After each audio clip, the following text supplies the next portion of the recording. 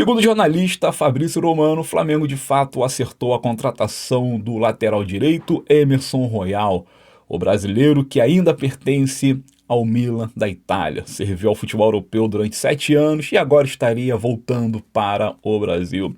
Royal será o substituto do Wesley, que ontem fatalmente fez seu último jogo com o manto sagrado, inclusive fechando com chave de ouro, marcando o gol da vitória, o gol da virada. Parece até roteiro de cinema, mas, cara, não é a primeira vez que vimos isso acontecer. Lembra aí que o Rodinei, antes de deixar o Flamengo, lá em 2022, fez o último gol de pênalti que deu a Copa do Brasil ao Flamengo frente ao Corinthians, e tantas outras histórias parecidas já vimos ocorrer.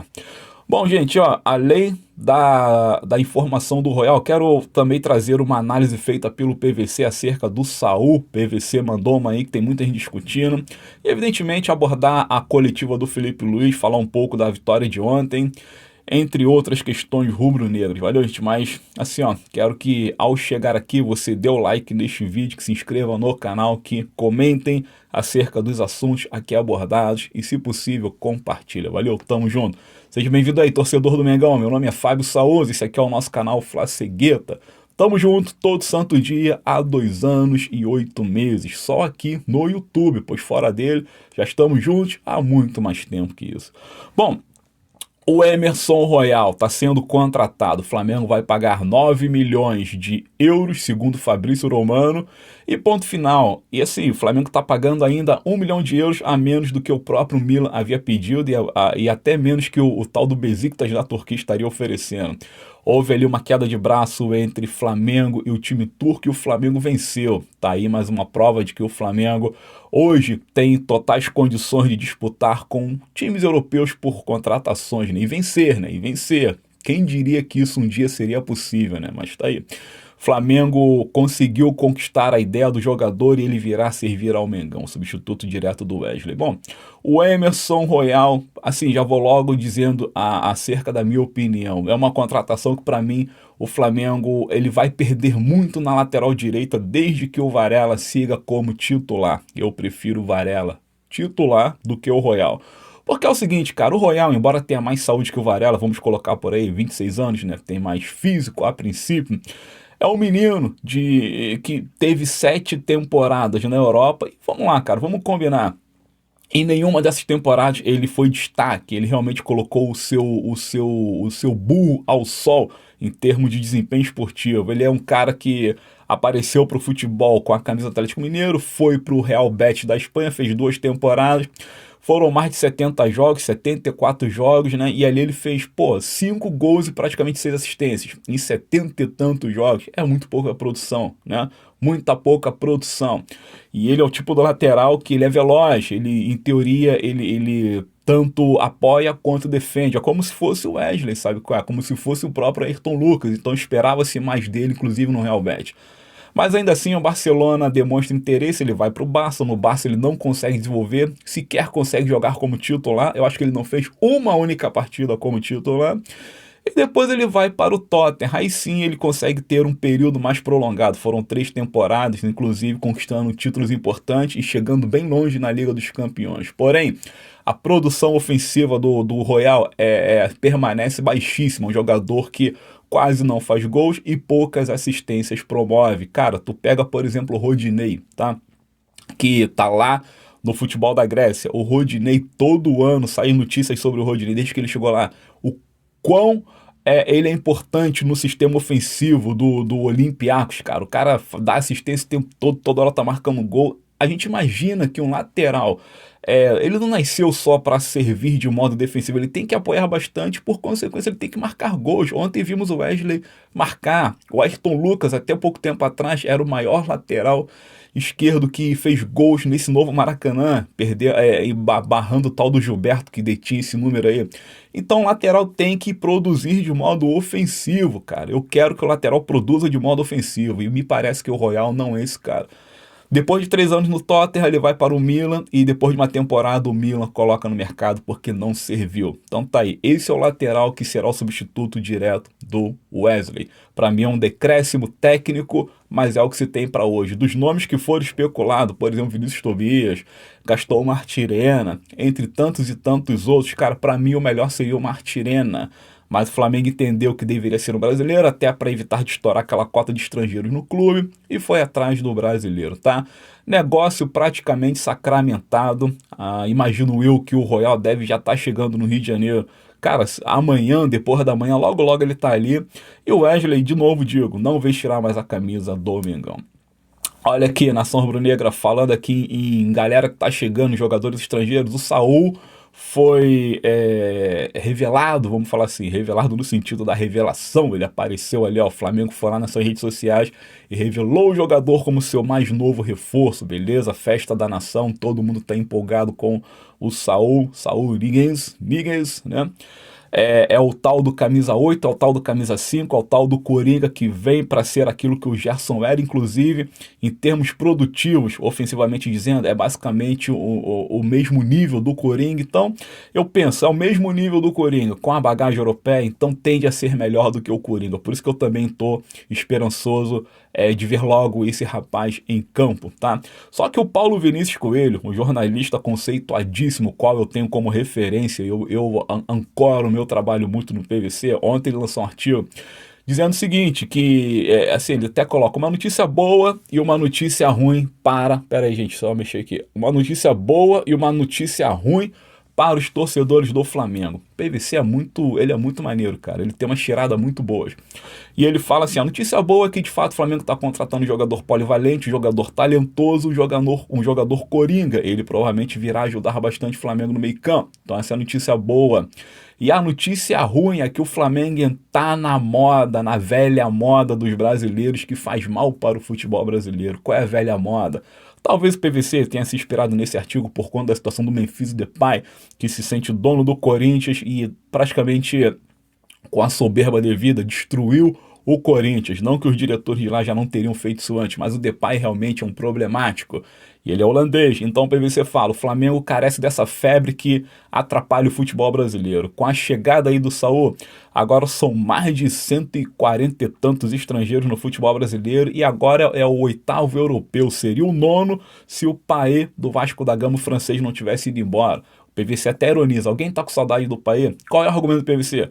O Brasil fica pegando refúgio estrangeiro lá da Europa, jogadores europeus que a Europa não quer, enquanto a gente não tem condições de segurar os nossos grandes jogadores. No caso aqui é muito claro, o Flamengo vai atrás do Saul, que o Atlético de Madrid não quer, o mercado europeu não quer o Saul, senão ele teria contrato forte ainda por lá, e o Flamengo deixa o Wesley embora. O Flamengo gasta uma grana para trazer o Saul, vai gastar uma grana comprando o Royal e perde um jogador que é realidade nossa. Fatura 25 milhões de euros a priori, depois tem 5 de bônus, beleza, 30 milhões ao todo, é uma baita de uma venda, mas em termos esportivos é um decréscimo segundo o PVC. E nesse caso o PVC tem razão. Eu digo o tempo todo, eu acho que o Flamengo deveria priorizar o lado esportivo do elenco e não vender mais ninguém, não permitir mais a saída de ninguém. Porém, entre a gente querer e de fato acontecer, há um caminho muito vasto, até porque tem que entender como funciona a cabeça do atleta. O Wesley, ele quer deixar o Flamengo, que ele tem esse sonho de viver no futebol europeu. Segura um moleque desse, ele perde motivação, desvaloriza, o que adianta? O Flamengo perde dinheiro e perde qualidade técnica na lateral. Então é tudo muito complicado. Só que esse artigo do PVC, ele é muito preciso e é muito inteligente para variar. Entendo o PVC e assino embaixo o que ele disse. Mas, digo de novo, sigo completamente esperançoso de ver o Saul em campo e entregando aquilo que ele tem de melhor. Nação rubro-negro, o Flamengo segue-se no seu processo autofágico, que é o quê? Que é uma autofagia na ciência molecular? É aquela parada, são células celular, na ciência celular, são células que se destroem, as células num processo de autodestruição, uma devorando a outra. O Flamengo é isso, cara, o Flamengo está no processo autofágico, porque em menos de 15 dias é o segundo problema grave de bastidor, de pessoas grandes de dentro do clube detonando jogadores, queimando seus ativos. Eu estou dizendo o seguinte, o Ronco praticamente aposentou o De La Cruz e o retirou do mercado de transferências, porque qualquer clube que se interessar pelo De La Cruz hoje estaria jogando dinheiro fora. Quem vai comprar no jogador depois de ouvir o Ronco, que querendo ou não é um médico experiente, tem referência, no mundo do futebol, na medicina esportiva, quem vai comprar o Dela Cruz depois de ver o Runco falando aquilo que falou, né? Então, tá tendo essa problemática de bastidor, Flamengo queimando seus próprios ativos. Nesse caso aqui, o BAP não pensou duas vezes em demitir o diretor do departamento médico, diferente do que ele fez com o Boto. No Boto, ele preferiu usar da proteção, do escudo, da passada de pano. Com relação ao Runco, ele mandou embora. E o Felipe Luiz, eu senti ontem na coletiva, que o Felipe Luiz aproveitou a demissão do Runco e falou aquilo que ele queria. Mas é o seguinte, quando o problema foi para o diretor José Boto, o Felipe foi covarde, não teve coragem de assumir o seu pensamento livre. Passou pano também na situação do José Boto. Ontem não. Como o Runco foi demitido, o Felipe foi lá e falou, não, o grupo tá fechado, eu confio nos jogadores, isso atrapalha, não pode deixar nada de fora entrar no elenco, que não sei o que, porque ele não teve essa postura quando o Boto detonou o Pedro. Porque o Felipe detonou o Pedro, sendo que, porra, cara, ele mesmo plantou uma crise miserável nos bastidores do Flamengo. Ele e o José Boto, Felipe e o José Boto. Então acho que é o seguinte, ó, 2 pesos e 2 medidas. Assim como o Felipe tem empregando esse 2 pesos e 2 medidas com relação à disponibilidade física e performática dos atletas. Vide aí, ontem o Arrascaeta de novo andou em campo. A Arrascaeta bateu uma falta, deu uma finalização e acabou. Andou em campo. Claro, assistência ali para o Léo Pereira, consequência de uma bola cruzada na área, acabou. A performance do Arrascaeta foi nula no jogo de ontem. Quem disse que o Arrascaeta sai? Quem disse que o Arrascaeta é banco? Quem disse que o Arrascaeta usa GPS?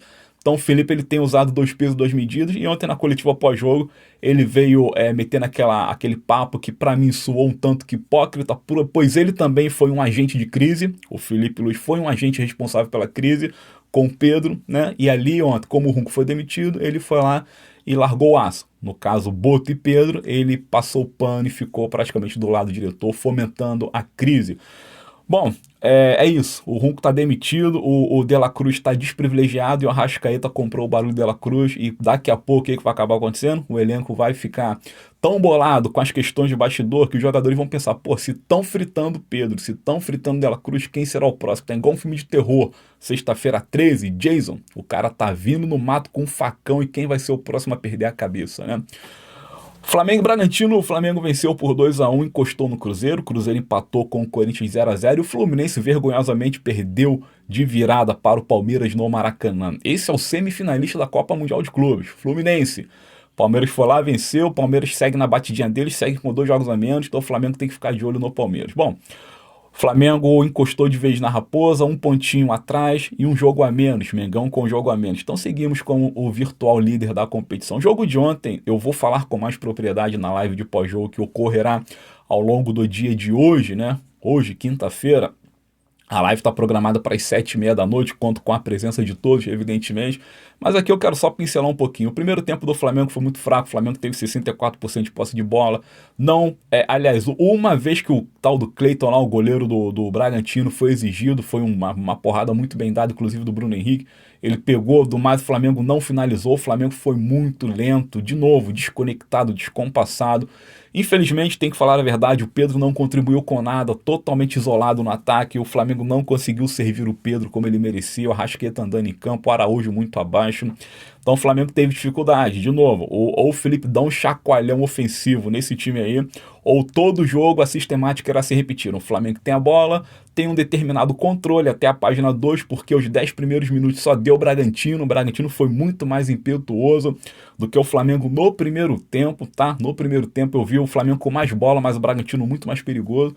Então é isso, ou o Felipe dá um chacoalhão naquilo ali, ou bye bye Brasil. No segundo tempo, aquele gol do Lucas Barbosa lá, um gol relâmpago, né? Lembrou muito o Império do Amor, Adriano e o nosso Wagner Love, que teve um jogo aí uma época dessa daí, que eles começaram ali em 20 segundos, meteram a bola para dentro. Os dois foram fazendo tabelinha até chegar na cara do gol. Então lembrou muito esse gol aí do Império do Amor. O Flamengo levou um gol relâmpago em 8 segundos no segundo tempo, mas teve cabeça para tocar a parada. No segundo tempo teve aquele impulso final que melhorou sua performance até com a entrada do Matias Vina, que tirou o Varela, que estava muito mal na lateral direita, mas culpa do Varela, claro que não, tá jogando improvisado. Tomara que o Varela volte à lateral direita e seja titular, deixando o Royal no banco. É isso. E a entrada do Wallace melhorou um pouquinho, porque tirou o Araújo, que estava muito mal na partida, estava muito mal, o Bruno Henrique também estava, o Pedro também estava, mas dessa vez o Felipe optou pela saída do Everton Araújo, do Luiz Araújo. Everton hoje é o volante, o Luiz Araújo. Aí deu uma dinâmica um pouco melhor e o Flamengo acabou melhorando. Aí achou o gol com o Léo Pereira, que é um bom cabeceador. A Arrascaeta, quando joga a bola no segundo pau, a coisa funciona. Por que eu tô dizendo isso? Porque, de novo, repetiu o fenômeno do Flamengo batendo escanteio no primeiro pau e sendo infrutífero, quando teve aquela bola parada lá.